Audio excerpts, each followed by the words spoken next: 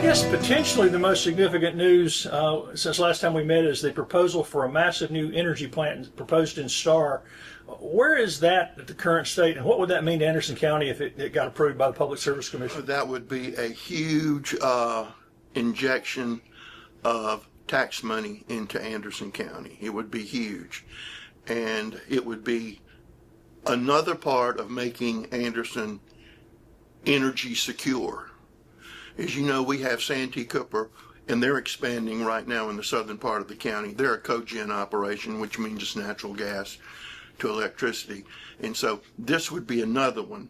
And so we should be very secure in electricity in our area and really in the upstate. But I think that's very important because that's becoming, in the old days in economic development, the first thing was usually workforce, water, sewer, usually at the top three. Now in a lot of those companies, they're looking, the number one thing at the top is availability of electricity and how many blackouts do you have. You have a bunch of blackouts, they're not coming there, their whole plant has to close down.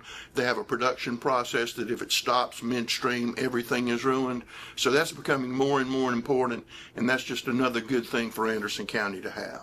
And it sort of plays into our heritage of electro power and hydropower. This is the electric city right here, so where should you go? If the Public Service Commission approved that, we would be one of the biggest generators of power in the Southeast, wouldn't we? Well, you know, we have county.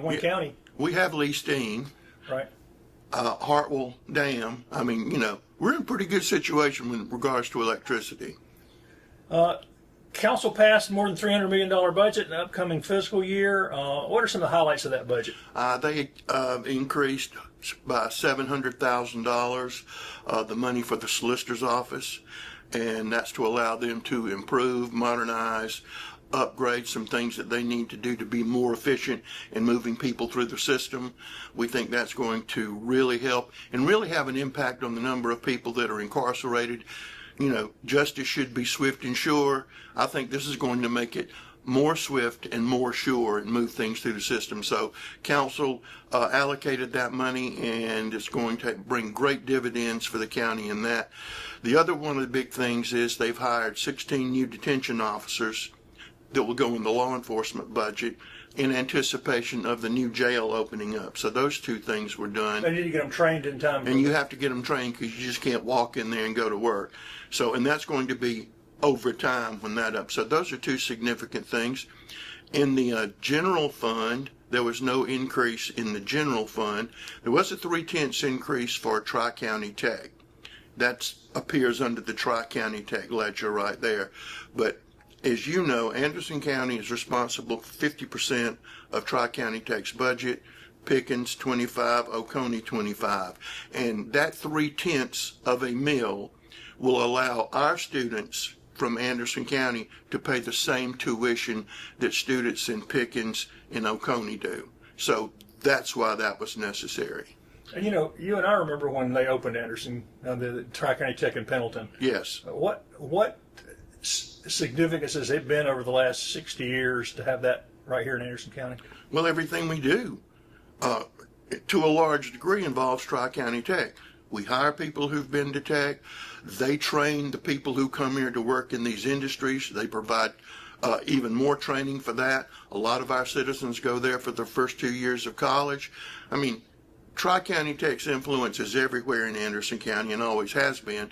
And as I've mentioned before, their new automotive campus out at the Anderson campus, where they're going to move their automotive facility there. They're also going to do diesel mechanics, and they're going to put a whole automotive unit out there. It's going to be huge, and it's going to be magnificent, and it's in Anderson County, and it's very close to the Anderson County automobile truck maintenance facility.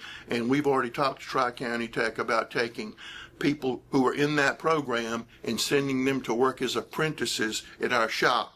So it's going to be a good bit of cross-fertilization there, and we're really looking forward to that and wish they'd start building that tomorrow. And they also will, if you have a big enough industry coming in, will tailor education towards that company. They will tailor it specifically for what that company wants, and they will provide it, and they do a lot of that for us. I mean, they're vital to many things that we do. The Capital Funds Referendum Committee has met twice, and their final meeting is next Monday. I know there's been some progress made. What's left to do on that? Well, what they're trying to do by next Monday is to really firm up what the question on the ballot looks like. That's what they're doing. And they're also still taking, I mean, even today, people are sending us information. What about this road? What about that road? What about this road? And they're going to put a list of all of the roads that are to be paved. And as you know, because you were at those meetings, if that road's on that list, that road, is going to be taken care of. And that's the way it is. That's part of the law. Nobody will be able to take any of this money and build a building or build a playground or do anything else. It's roads, bridges, and safety features associated with roads and bridges. That's what that is. And the wording of this referendum is pretty crucial because there was obviously a lot of confusion last fall when people voted for a bond issue to fund the roads that you were just voted to not tax. They didn't understand. It was two questions Right. on the ballot, which could have been confusing. One of them was, do you approve the penny sales tax? And then the next one, would you approve borrowing money to jumpstart the process to start paving roads? Well, the first one failed, not by much, and the second one passed. So this year it will be one question, clear and distinct, and we're trying to make it as easy to read as you possibly can, having to follow the state statutes to say what it needs to say. And what's exempt from this tax? Food is exempt from this. Unprepared food's exempt from this. If that's passed, what would it mean for Anderson County going forward for roads and bridges? It would mean finally we would have a source of money for 8 years that would allow us to bring all the roads in Anderson County, not all of them, but most of them in Anderson County, up to excellent condition. Will it do everyone? No, if I told you that, I would be telling you a lie. But it would take care of a whole lot of our issues, desperate issues that we know where these roads are and where they're crumbling, and it would provide the money necessary to do that. So that's why it's very important. And again, council is just allowing this question to go before the voters. The voters are the ultimate decision makers in this. This is not your county council forcing you to do this. This is, hey, here's one of the ideas. What do you think about it? Vote yes, vote no. Democracy. And there's $350 million of road work needs to be done today, right? Today, right now. And we still have, and this is the item that I don't think enough people pay attention to, is we have a third of all our bridges that fire trucks and school buses can't cross. That seems like something that people would be more upset about. Well, those things need to be fixed. They need to be made safe, and this is the way to do it. Another project in the works that's going to affect the area is the Pendleton Clemson Anderson wastewater facility. I've been out there, and it's set to be complete next summer. Yep. How will that benefit the towns in the county to have enough capacity? Well, it's going to allow the towns the capacity to grow. It's also going to allow the towns to take care of what they have. That old wastewater treatment plant was good, but this is going to be state-of-the-art treatment. Always remember that we're trying to also take care of Lake Hartwell with this. And so we're going to be on the cutting edge of technology in treating wastewater, and that's what we need to be. And it's going to allow Clemson and Pendleton and the county some room for more people to at least be able to access that service and not go on a septic tank.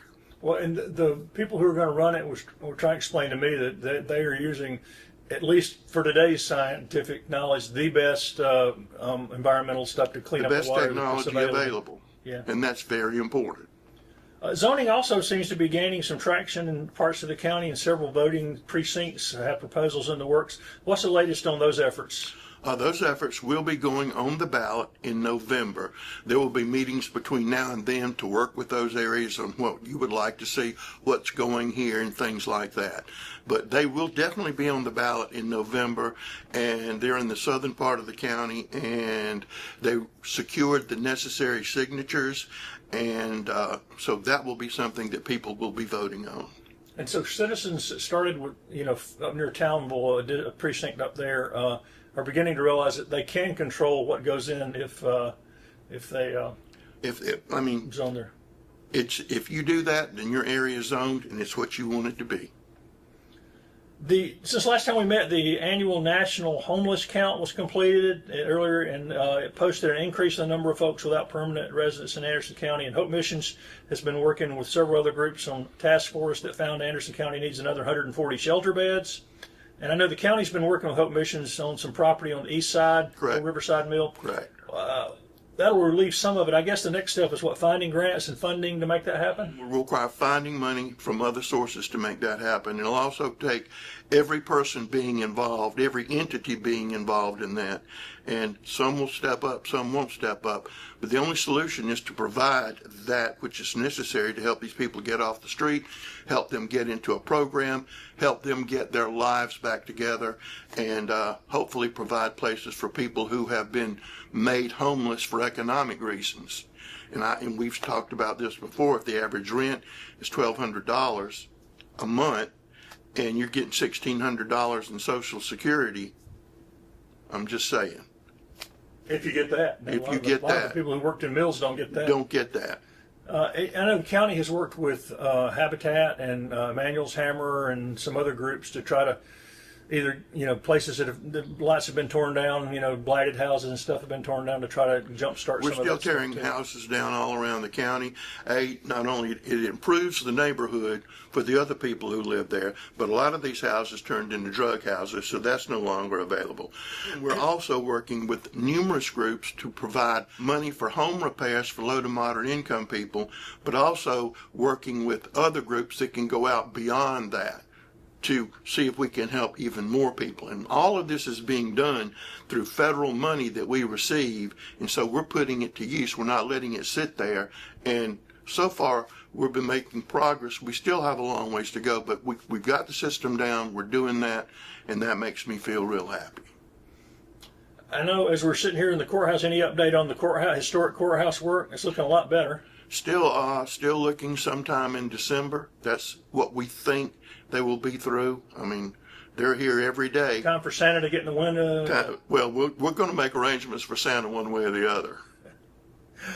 Since last time we met, too, there's been movement on some of the mill sites in the county. I mean, Honeypath's got the funds to begin full cleanup.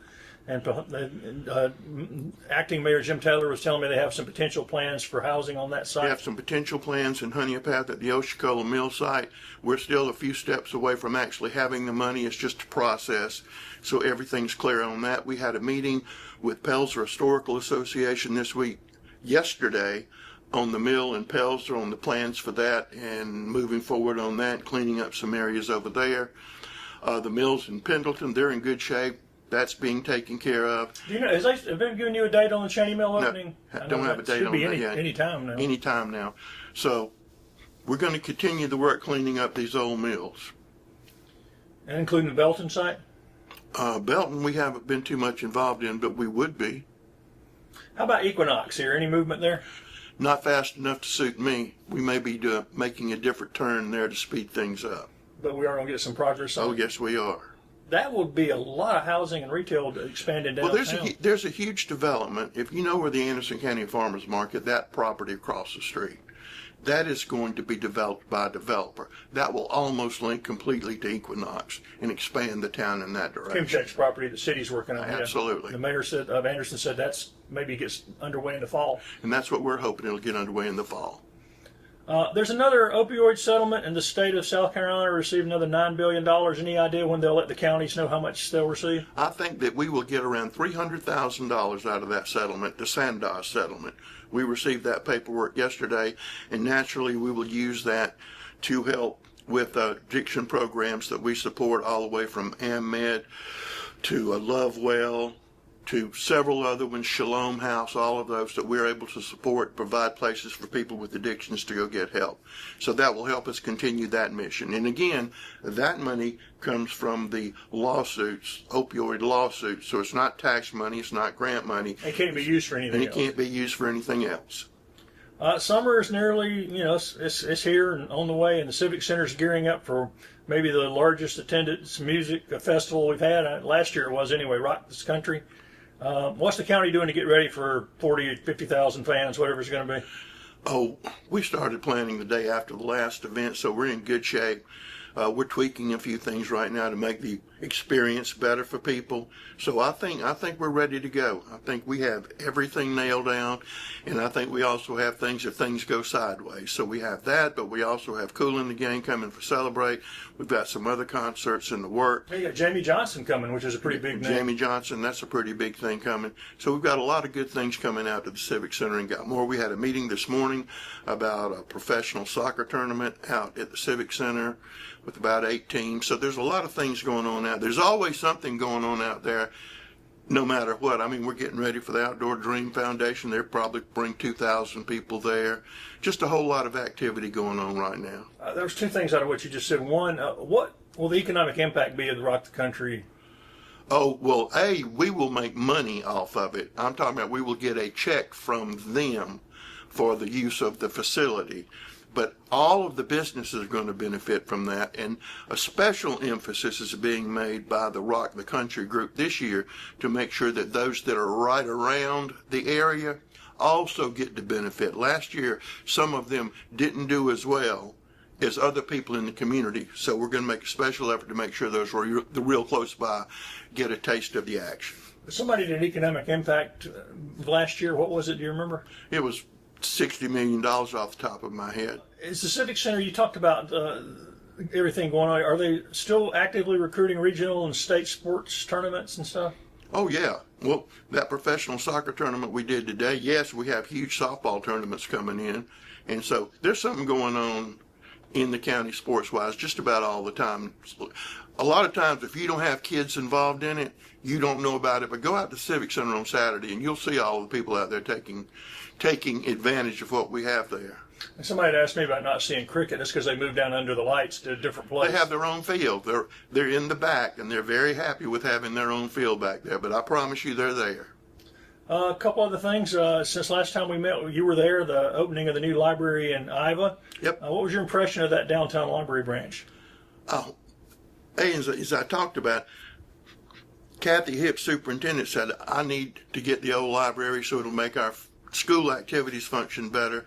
So we got with the library and Kathy Hipp and the county and state delegation, Mike Gambrell primarily, and Steve Newton wrote a CDBG grant. So we took a whole bunch of money from a whole bunch of different places, and we all wanted it to be on the square in Iva to bring more foot traffic to that downtown area. And it's beautiful. It looks wonderfully well, and it is doing what it was intended to do.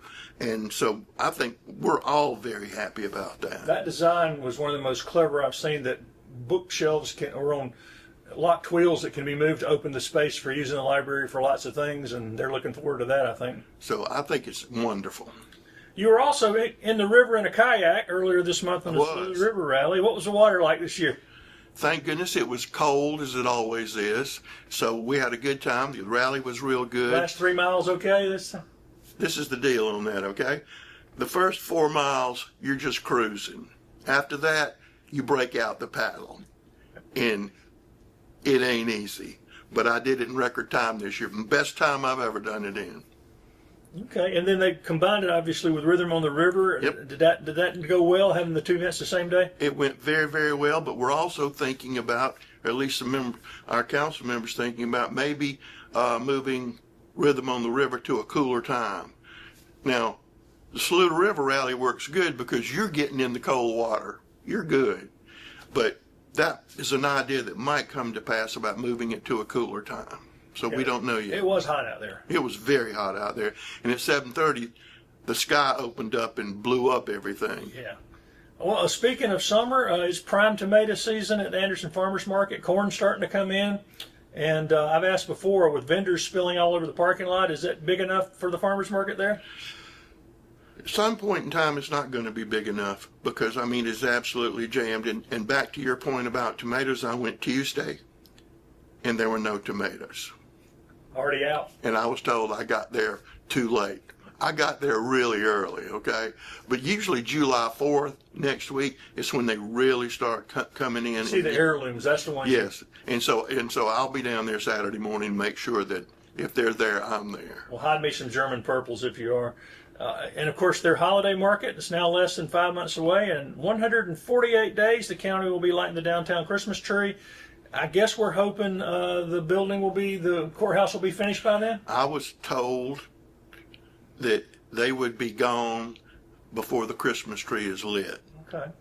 But it's most important to make sure this building is done correctly and properly, because again, I keep telling people, next year's the 200th anniversary of Anderson County. That's a pretty big deal. And so we want everything to be looking nice and ship-shape and everything looking good. Found a site for the birch tree yet? Haven't found one yet, but I'm looking for one where it would be safe. I know we've talked, I don't want to go too much on this, but people who have not really looked closely at the historic courthouse stuff, there were bricks literally you could just pull out. I mean, it was in worse shape than most people. You could walk up and pull a brick souvenir and carry it home because there was no mortar left. After 127 years, I mean, you got to do some maintenance once in a while. But it's looking good what they've done. It's looking good, and the copper up on top is really looking good. And the new lighting system that we're going to put in on the top is going to also really add a whole nother dimension to it. And we'll be able to turn the music back on in the clock tower. Can you get the colors for Christmas special and stuff too? Well, what I'm hoping is that we can have a pattern that we can put over the light that shows Santa Claus in his sleigh. Now, I've asked for that. Well, and I also have some people who want to, can we send the bat signal up? So we just might do that too. Well, we'll get an update on that when we catch up next month. Sounds good.